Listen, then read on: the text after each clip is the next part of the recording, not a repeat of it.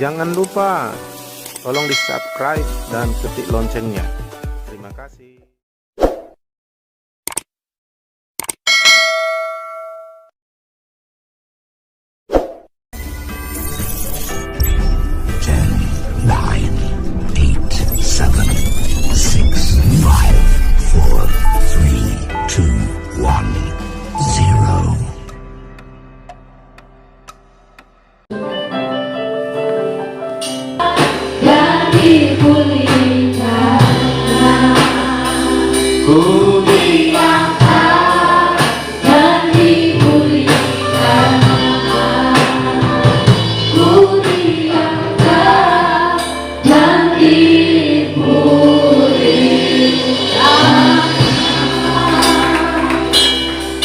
Oh dahsyat Tuhan, itu sebabnya percaya kepadamu pasti selamat, pasti diubah, pasti menang. Karena Kau yang memiliki segala kekuatan kuasa, dan itu sebabnya orang yang di dalammu, dibangun dalammu akan kuat, bahkan menang lebih dari pemenang. Lewat firman dan roh Kau akan bangun kami. Itulah kami datang kepadamu Tuhan. Berfirmanlah, kami siap di dalam nama Yesus. Amin. Silakan duduk. Tema kita tahun ini berjalan bersama Tuhan. Berjalan bersama Tuhan maksudnya kita beriringan, kita berdampingan, kita melangkah bersama, dan tentu kita mengikuti langkahnya karena Dia yang lebih benar, lebih sempurna. Dan di dalam kita berjalan bersama Tuhan, kita akan lebih mengenal pribadinya, pikirannya, perasaannya, karena orang yang berjalan bersama akan saling mengenal, bahkan akan berubah. Maka waktu itu kita tahun ini harus bergerak atau berjalan bersama Tuhan. Haleluya. Dan saya baca satu ayat firman Tuhan di dalam Yohanes 10 ayat 4. Jika semua dombanya telah dibawanya keluar, Ia berjalan di depan mereka, dan domba-domba itu mengikuti Dia, karena mereka mengenal suaranya.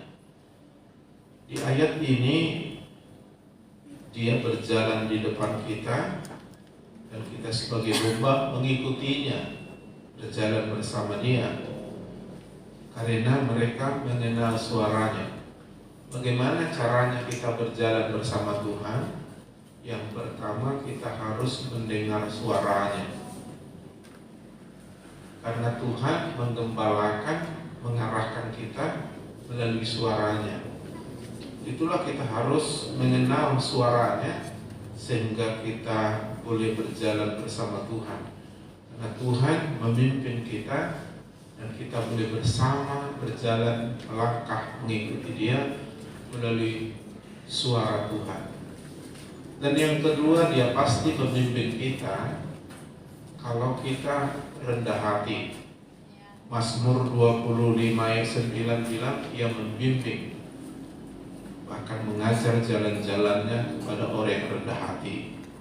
Itu sebabnya dengan dua cara ini kita akan berhasil berjalan bersama Tuhan. Mendengar suaranya. Bagaimana caranya kita mendengar suaranya? Kita bisa mendengar suaranya melalui Tuhan berbicara dalam ibadah. Itu sebabnya ketika orang berkumpul 2-3 orang di dalam nama Tuhan, artinya beribadah seperti saat ini, atau ada hapruta, atau ada komsel, pemulitan, maka Tuhan ada di tengah-tengah kita, dan Dia akan berbicara, Dia akan memberikan perkataannya, suaranya. Itu sebabnya bagaimana caranya kita mendengar suara Tuhan? Kita harus melatih diri kita beribadah. Karena setiap kita datang beribadah, ada Tuhan di tengah kita. Jadi mesti beribadah atau kebaktian. Yang kedua, secara pribadi kita bisa baca dan renungkan firman Tuhan yang ada di Alkitab. Roh Kudus akan berbicara melalui Alkitab kepada kita.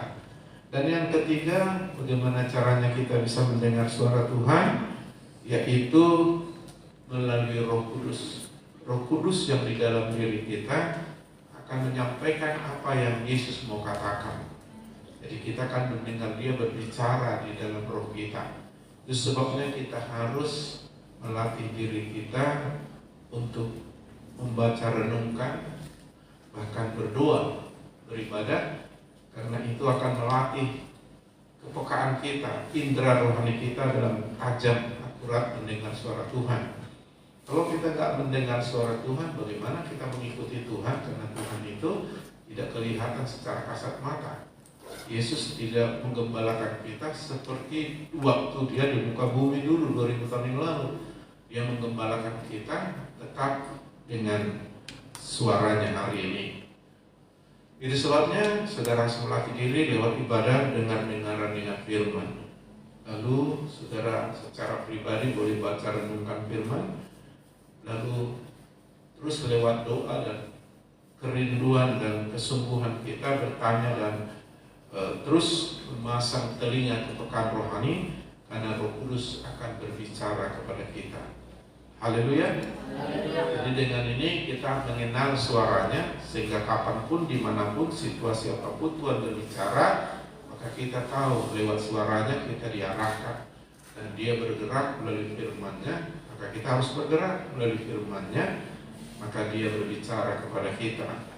Domba-domba mengikuti dia karena mereka mengenal suaranya. Bagaimana cara tadi berjalan bersama Tuhan? Yang pertama mendengar suaranya, yang kedua tadi kita rendah hati, karena dia sudah berjanji membimbing orang yang rendah hati. Maka kita sudah belajar tahun 2022 bagaimana tentang kerendahan hati. Nah, dengan rendah hati dan dengan mendengar suara Tuhan, kita akan berjalan bersama Tuhan. Banyak hal yang akan terjadi kalau kita berjalan bersama Tuhan. Karena banyak pengalaman kita ketika kita bergerak bersama Tuhan. Yang tadinya kita tidak tahu, akan tahu, dan itu akan merubah seluruh kehidupan kita, karakter kita. Karena siapa yang menjadi sahabat kita itu akan berubah hidup kita juga. Maka ketika kita berjalan bersama Tuhan, kita akan berubah. Ya, salah satu yang muncul hasilnya adalah buah roh. Haleluya. Yang kedua, saudaraku, kalau kita berjalan bersama Tuhan, maka kita akan mengalami yang namanya ketenangan, damai sejahtera.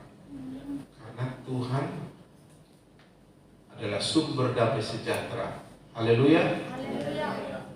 Buah roh itu menjadi gaya hidup, karakter, kondisi, cara hidup kita. Yang kedua tadi, coba klik. Iya, ketentraman atau damai sejahtera ya. Karena di mana ada kebenaran, di situ tumbuh. Nah, ketika kita berjalan melalui suara yang kita dengar, itulah kebenaran, itulah hidup di dalam kebenaran. Nah, ketika kehadiran kebenaran dalam kehidupan langkah kita, maka tumbuh damai sejahtera. Nah, damai sejahtera itu menunjukkan keadaan kita yang tidak kelihatan dan secara fisik nampak sungguh bagus. Yang ketiga, maka kita akan di jalan yang terang. Jadi tidak ada kesalahan, karena hanya orang tersandung, terjatuh, terperosok, tersesat kalau dalam gelap. Tapi dalam terang kita tahu pasti mana jurang, mana jalan yang harus kita jalani. Alkitab bilang Amsal 4 ayat 18, tetapi jalan orang benar itu seperti cahaya fajar yang kian bertambah terang sampai rembang tengah hari.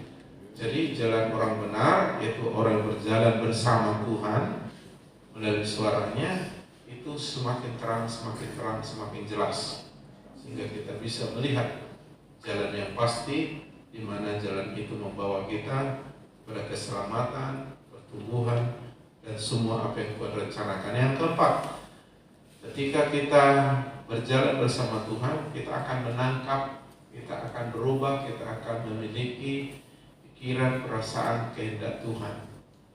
Dengan siapa kita bergaul itu akan mempengaruhi hidup kita.